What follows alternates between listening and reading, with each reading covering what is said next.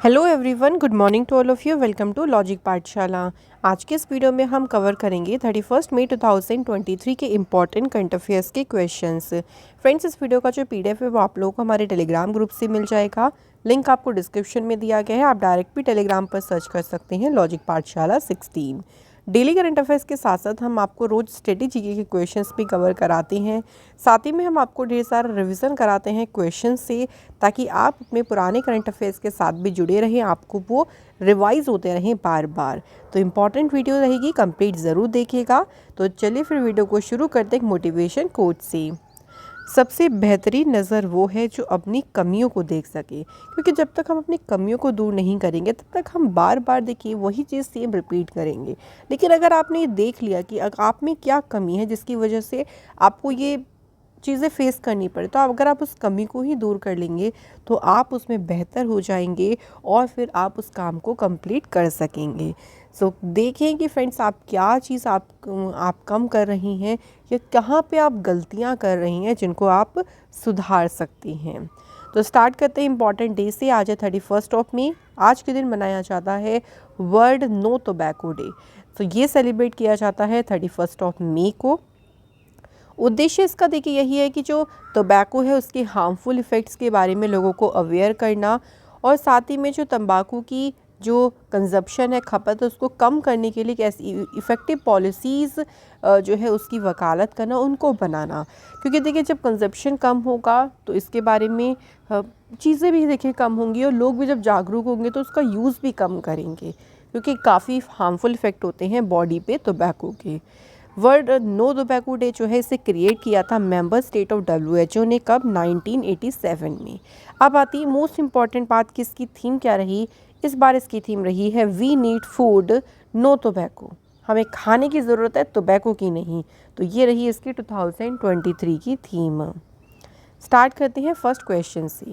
Union government has extended the Atal Bhujal Yojana for 2 more years until December 2025, in which year अटल भूजल योजना was launched। तो देखिए जो अटल भूजल योजना है इसे केंद्र सरकार ने 2 सालों के लिए और बढ़ा दिया है, 2025 तक कर दिया है। तो ये योजना किस वर्ष शुरू की गई थी? ये भी पूछ सकते हैं कि कितने साल के लिए एक्सटेंड किया गया है, ये भी याद रखेंगे। 2 और साल के लिए किया गया है, और ये योजना जो है शुरू की गई थी 2019 में। इस योजना की बात करते हैं तो ये ग्राउंड वाटर मैनेजमेंट स्कीम है। Sorry guys. तो ये ग्राउंड वाटर मैनेजमेंट स्कीम है जिसे प्राइम मिनिस्टर नरेंद्र मोदी जी ने लॉन्च किया था प्राइम मिनिस्टर अटल बिहारी वाजपेयी जी की 95th बर्थ एनिवर्सरी पर 25 दिसंबर 2019 में। क्योंकि अटल भूजल योजना इनके नाम पे ही योजना रखी थी, तो इन्हीं की 95th बर्थ एनिवर्सरी पे इसे लॉन्च किया गया था। इसका उद्देश्य क्या था कि इंडिया के 7 स्टेट्स में जो ग्राउंड वाटर मैनेजमेंट है यानी भूजल प्रबंधन है उसमें सुधार लाना, उसमें इम्प्रूव लाना, ये इसका उद्देश्य था। तो इसी योजना को अभी 2 साल के लिए और एक्सटेंड किया गया है। और जो 7 इंडियन स्टेट्स थे ना, उसमें गुजरात और उत्तर प्रदेश भी है। ये 2 इम्पॉर्टेंट स्टेट्स हैं, इसलिए इनको ज़्यादा याद रखें। नेक्स्ट क्वेश्चन देखिए। Bandra Versova sea bridge will be named after dash. तो जो बांद्रा वर्सोबा ये सी ब्रिज है, इसका नाम किसके नाम पे रखा जाएगा? महाराष्ट्र के जो चीफ मिनिस्टर हैं एकनाथ शिंदे, उनके द्वारा ये अनाउंसमेंट की गई है कि इसका जो नाम है वो रखा जाएगा वीर सावरकर जी के नाम पर। ठीक है, वेरी इंपॉर्टेंट, याद रखिएगा। तो इसकी अनाउंसमेंट जो है, अभी एक इवेंट हुआ था मुंबई में वीर विनायक दामोदर सावरकर जी की 140th बर्थ एनिवर्सरी पे। उसी इवेंट के दौरान जो है इसकी अनाउंसमेंट की गई कि जो बांद्रा बरसोबा सी ब्रिज है उसका नाम इनके नाम पे रखा जाएगा। अच्छा, अगर बात करें, देखिए कई सारे नेम भी चेंज हुए हैं, कई सारी सिटीज़ जैसे होते हैं या रेलवे स्टेशन होते हैं। एक बार मैं आपको रिवाइज़ करा देती हूँ। देखिए जो दौलताबाद फोर्ट है, तो दौलताबाद फोर्ट का नाम चेंज करके क्या किया गया है? देवगिरी फोर्ट। और जो राजपथ है दिल्ली में, उसका नाम रखा गया है अब कर्तव्य पथ। इसके बाद औरंगाबाद जो शहर है उसका नाम रखा गया है संभाजी नगर। उस्मानाबाद शहर का नाम रखा गया है धाराशिव। नेक्स्ट याद रखेंगे मियाँ का बाड़ा। तो मियाँ का बाड़ा जो स्टेशन उसका नाम रखा गया है महेश नगर होल्ट। नेक्स्ट ध्यान रखेंगे जो केवड़िया रेलवे स्टेशन है फ्रेंड्स, केवड़िया रेलवे स्टेशन का नाम रखा गया है Ekta Nagar railway station. Jhansi railway station का नाम रखा गया है वीरांगना लक्ष्मीबाई रेलवे स्टेशन। सो ये कुछ इम्पॉर्टेंट है जिनको ज़रूर ध्यान रखिएगा, इम्पॉर्टेंट है फ्रेंड्स। चलिए नेक्स्ट क्वेश्चन की तरफ आगे बढ़ते हैं। BPCL has developed a diesel ethanol blend to reduce emissions and achieve its net zero targets by which year? तो BPCL ने अभी देखिए उत्सर्जन को कम करने और किस वर्ष तक अपने शुद्ध शून्य लक्ष्य को प्राप्त करने के लिए डीजल इथेनॉल जो ब्लेंड है, मिश्रण है, इसको विकसित किया है। तो किस वर्ष तक उन्होंने टारगेट रखा है कि वो नेट ज़ीरो को अचीव कर लेंगे? तो उन्होंने कहा है कि भाई 2040 तक का उन्होंने जो है वो अपना टारगेट रखा हुआ है। इसके लिए वो डीजल इथेनॉल ब्लेंड को डेवलप करेंगे ताकि इस एमिशन को रिड्यूस किया जा सके। Public sector oil marketing company है BPCL और इन्होंने जो है वो एमिशंस को रिड्यूस करने के लिए ही इथेनॉल डीजल ब्लेंड को डेवलप करने की बात करी है। ठीक है, याद रखिएगा फ्रेंड्स। अगला क्वेश्चन देखिए, which company has launched a new generative AI driven chatbot called जुगलबंदी। इसका नाम क्या है चैटबॉट का? जुगलबंदी, design for farmers and other users living in rural India.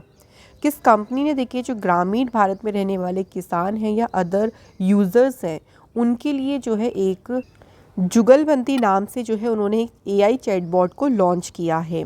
तो फ्रेंड्स इसे लॉन्च किसने किया है? माइक्रोसॉफ्ट कंपनी ने इस चैटबॉट को लॉन्च किया है।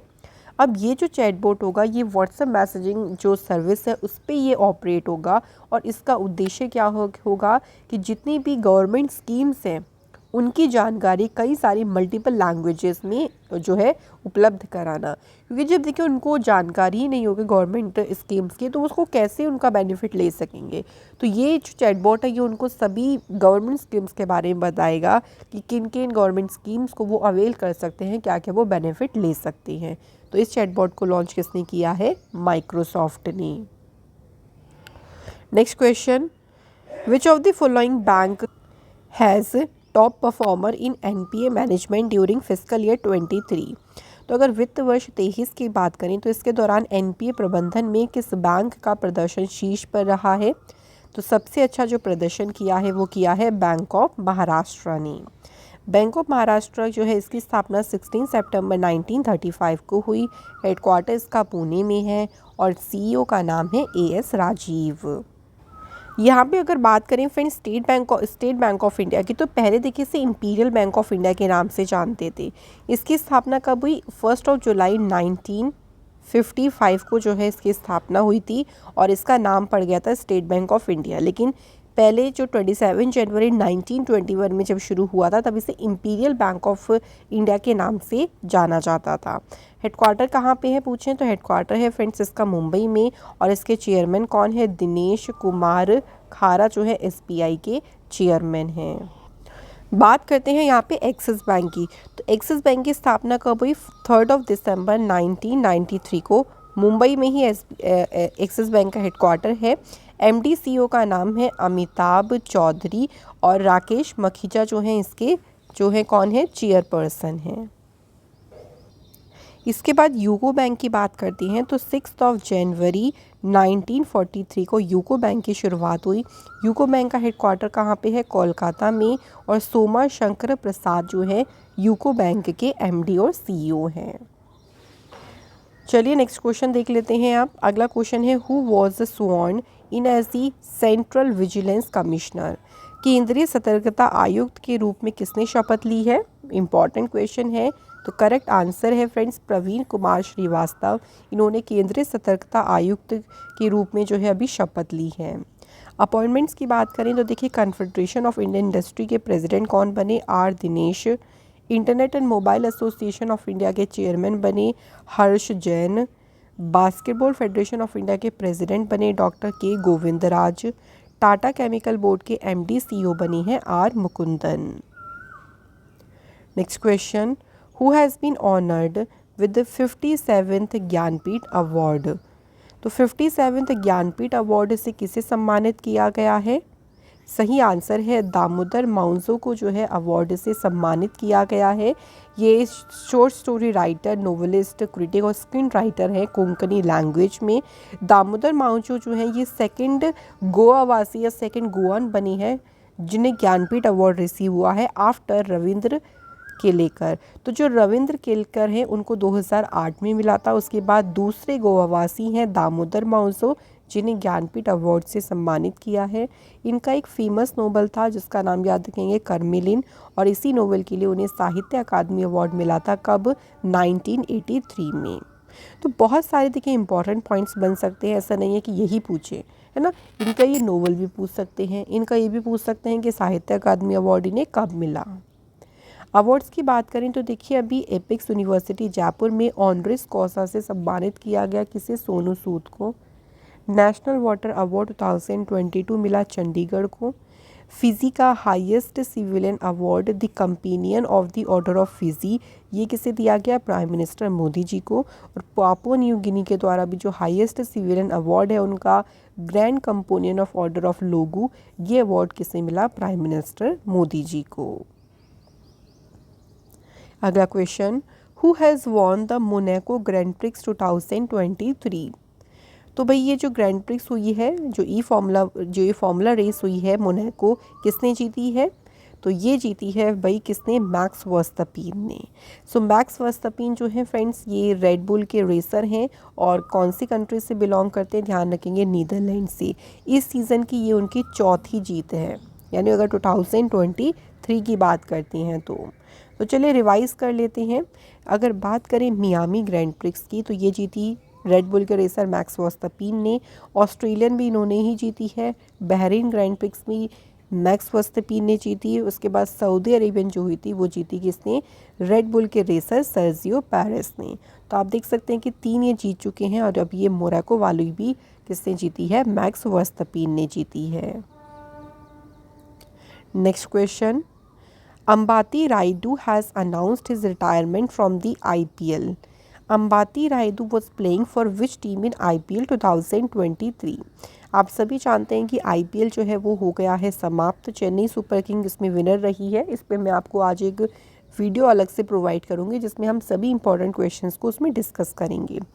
तो अगर बात करें, क्वेश्चन में पूछा है कि अंबाती रायडू ने अपनी रिटायरमेंट की अनाउंसमेंट की है IPL के बाद ही। किस टीम के लिए IPL के लिए खेल रहे थे, तो ये थे कौन सी टीम में, चेन्नई सुपर किंग में। अंबाती रायडू 2018 से जीके चेन्नई सुपर किंग का पार्ट है और उन्होंने फ्रेंचाइजी के साथ में 2 टाइटल जीते हैं। अपने IPL करियर की शुरुआत उन्होंने मुंबई इंडियंस से करी थी 2010 में और अब इन्होंने अपने रिटायरमेंट की अनाउंसमेंट की है। IPL से चले कुछ इंपॉर्टेंट मैं आपको बातें यहाँ से छोटी छोटी बातें याद दिला देती हूँ, बाकी हम डिटेल में तो उसी वीडियो में कवर करेंगे। IPL 2023 का विनर कौन सी टीम रही, Chennai super king. Runner up team कौन सी रही, गुजरात टाइटंस। ऑरेंज कैप का जो अवार्ड है, यानी जिसके सबसे ज़्यादा रन होते हैं उसे ऑरेंज कैप का अवार्ड मिलता है और ये मिला है गुजरात टाइटंस के शुभमन गिल को। इन्होंने 890 रन्स बनाए।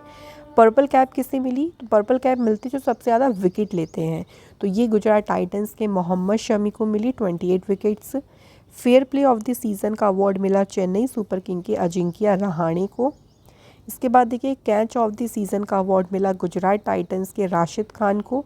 Longest six of the season, इस सीज़न का सबसे लंबा छक्का फाफ डू प्लेसेस ने मारा था। ये RCB के प्लेयर हैं और 115 मीटर का छक्का इन्होंने मारा था। मोस्ट फोर्ड यानी सबसे ज़्यादा चौके किसने लगाए, गुजरात टाइटंस के शुभमन गिल ने 84 फोर्स। मोस्ट सिक्सेस यानी सबसे ज़्यादा छक्के किसने लगाए, RCB के प्लेयर फाफ डू प्लेसेस ने 36 सिक्सेस इन्होंने लगाए। Most valuable player of the season का अवार्ड मिला गुजरात टाइटंस के शुभमन गिल को। इसके बाद emerging player of the year का अवार्ड मिला राजस्थान रॉयल्स के यशस्वी जायसवाल को। इनमें से सभी इंपॉर्टेंट है, कुछ भी एग्ज़ाम में पूछा जा सकता है। तो यहाँ हमारे क्वेश्चंस कंप्लीट होते हैं। नाउ टाइम आता है स्टैटिक के क्वेश्चंस को कवर करने का, तो चलिए स्टार्ट करते हैं। क्वेश्चन है which among the following is a noble gas. अब यहाँ पे कुछ नाम लिखे हुए हैं, आपको बताना है इनमें से कौन सी नोबल गैस है। सही आंसर क्या होगा, हीलियम, बिल्कुल सही। हीलियम जो है फ्रेंड्स नोबल गैस है। जो पीरियडिक टेबल है ना फ्रेंड्स, पीरियडिक टेबल में जो ग्रुप नंबर 18 है, ग्रुप नंबर 18 के जो एलिमेंट्स हैं उनको नोबल गैसेस कहा जाता है। They are the most stable, क्योंकि उनका जो जो बैलेंस इलेक्ट्रॉन, जो आउटर शेल होती है ना, उसमें बैलेंस इलेक्ट्रॉन मैक्सिमम नंबर्स होते हैं, इसलिए वो जो है वो मोस्ट स्टेबल होते हैं। तो इन्हें कहा जाता है नोबल गैसेस। और इसमें कौन कौन से कंटेन है, देखिए हीलियम है, और इसमें है नियॉन, आर्गन है, क्रिप्टॉन है, जीनॉन हो गया, और रेडॉन। तो ये सब एलिमेंट्स जो हैं ये सब है इसमें, इस ग्रुप में है, और इन्हें कहा जाता है नोबल गैस। अगला क्वेश्चन देखिए, what is the average life of the red blood corpuscles, जो लाल रक्त कणिकाएं हैं उनका औसत जीवन कितना होता है। तो 100 से 120 दिन होता है। जो रेड ब्लड कॉर्पुलस हैं उनका जो लाइफ होती है वो 100 से 120 दिन की होती है। अब कंफ्यूज मत होइएगा, ये रेड ब्लड सेल ही हैं, इनको अलग अलग नाम बोल देते हैं, ठीक है। एराइथ्रॉइड सेल भी कह देते हैं इनको, एराइथ्रोसाइट्स भी इनको कहा जाता है। तो अगर डिफरेंट डिफरेंट नाम से आ गया तो भी कंफ्यूज नहीं होइएगा बिल्कुल भी। नेक्स्ट है, which of the following element is not an alkaline earth metal, इनमें से कौन सा तत्व क्षारीय पृथ्वी धातु नहीं, एल्कलाइन अर्थ मेटल नहीं है, नहीं ध्यान से पढ़िएगा। तो अगर इनमें से बात करते हैं तो बेरिलियम जो है ये एल्कलाइन अर्थ मेटल नहीं है। जो ग्रुप नंबर 2 है ना, जिसमें बेरिलियम है, मैग्नीशियम है, कैल्शियम है, स्ट्रोंशियम, बेरियम और रेडियम, ये जो ग्रुप नंबर 2 के एलिमेंट्स हैं, ये एलिमेंट इनको एल्कलाइन अर्थ मेटल कहा जाता है। लेकिन बेरिलियम इसमें एक्सेप्शनल है, ध्यान रखेंगे। बेरिलियम जो है एक एल्कलाइन अर्थ मेटल नहीं है, बाकी सभी को कहा जाएगा लेकिन बेरिलियम नहीं है।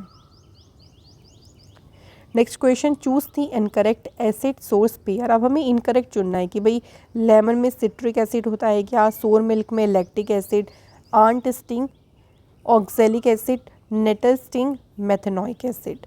तो इनमें से जो गलत पेयर है वो कौन सा है, वो है सी, यानी आंट स्टिंग में ऑक्सैलिक एसिड नहीं होता है। उसमें कौन सा एसिड कंटेन होता है, मेथेनॉइक एसिड कंटेन होता है, ठीक है, याद रखेंगे। आंट स्टिंग में, ये कई बार तो डायरेक्ट भी पूछ लेते हैं कि लेमन में कौन सा एसिड होता है या सोर मिल्क में कौन सा एसिड होता है, और ऐसे पेयर करके भी पूछा जा सकता है। तो क्वेश्चन पूछने के कई सारे तरीके हैं, आप लोग को सिर्फ उसको प्रिपेयर रखना है। अगला क्वेश्चन है, fat soluble vitamin are dash. अब देखिए यहाँ पे आपको सभी के साइंटिफिक नेम दिए, तो आपको याद होने चाहिए। विटामिन पे एक आपको वीडियो भी प्रोवाइडेड है, साइंस की वीडियो चेक करिएगा, उसमें आपको मिल जाएंगी। तो फैट सॉल्युबल विटामिन की बात करते हैं तो आप ऑप्शन को ध्यान से पढ़ें। कैल्सीफेरॉल, कैल्सीफेरॉल किसका नाम है, विटामिन डी का। उसके बाद बात करते हैं, उसके बाद है कैरोटीन, और ये विटामिन ए का ही नाम है। टोकोफेरॉल की बात करें या टोकोट्राइनियोल्स की, ये विटामिन ई का नाम है, और ये सब फैट सॉल्युबल विटामिन है, ये सब आपको याद रखना है। तो इसका आंसर होगा ऑप्शन नंबर बी। तो फ्रेंड्स यहाँ हमारे क्वेश्चंस कंप्लीट होते हैं। नाउ टाइम आता है रिवीजन का, तो चलिए फटाफट से रिवाइज भी कर लेते हैं क्वेश्चंस को। पहला क्वेश्चन है, who has won the men's single title of Malaysia Masters 2023 at Kuala Lumpur. तो मेंस सिंगल का टाइटल किसने जीता, एच.एस. प्रणय ने। नेक्स्ट है, Shri Kishan Harihar Sharma has been appointed MD and CEO of which bank. तो अभी हाल ही में फ्रेंड्स ये अपॉइंट हुए हैं कर्नाटक बैंक के एमडी और सीईओ। नेक्स्ट है, who has been selected to serve on the advisory committee to the president of confederation of parties of UNFCCC। तो COP28 के अध्यक्ष की सलाहकार समिति में सेवा के लिए किसे चुना गया, मुकेश अंबानी जी को। Which of the following state has recently achieved 100% house hold coverage of banking services. तो 100% जो है कवरेज हासिल किया है तेलंगाना स्टेट ने। इसके बाद है, who has flagged off Assam's first Vande Bharat express train through video conferencing. Assam की पहली वंदे भारत एक्सप्रेस ट्रेन को हरी झंडी दिखाई है नरेंद्र मोदी जी ने। नेक्स्ट है, हाल ही में किसने श्री रामचरितमानस को 138 आवर्स 41 मिनट और 2 सेकेंड तक गाकर गिनीज वर्ल्ड रिकॉर्ड बनाया है। तो ये रिकॉर्ड अभी हाल ही में किसने बनाया है, डॉक्टर जगदीश पिल्लई जी ने। Second meeting of G20 anti corruption working group कौन से शहर में ऑर्गेनाइज की गई, तो इसका आयोजन किया गया ऋषिकेश शहर में। तो यहाँ पे फ्रेंड्स हमारी वीडियो कंप्लीट होती है। तो कल आप लोगों से हमने 2 क्वेश्चन पूछे थे। फर्स्ट था कि फीफा क्लब वर्ल्ड कप 2022 का टाइटल जीता किसने, रियल मैड्रिड ने। और सेकंड क्वेश्चन था कि बहरीन ग्रैंड प्री किसने जीती, मैक्स वर्स्टैपेन ने। So thank you so much guys, आप सभी की बिल्कुल सही आंसर थे। आज के हमारे कमेंट हैं Guru Prasad and back street काना। So thank you both of you. अब चलिए आज के क्वेश्चन की बात कर लेते हैं। तो आप सोचेंगे कि ये पेज खाली क्यों है, खाली नहीं है। यहाँ पे मैं आपसे 2-3 क्वेश्चन पूछूंगी, बहुत सिंपल है। सबसे पहले आप एक क्वेश्चन बताएंगे कि जो फंडामेंटल राइट्स हैं हमारे, वो आर्टिकल कहाँ से कहाँ तक हैं और कौन से पार्ट में हैं। आप सभी इसके बारे में ज़रूर जानते होंगे, तो ये ज़रूर बताएगा कि कॉन्स्टिट्यूशन के कौन से पार्ट में है, कौन से आर्टिकल से कौन से आर्टिकल तक फंडामेंटल राइट्स का वर्णन किया गया है।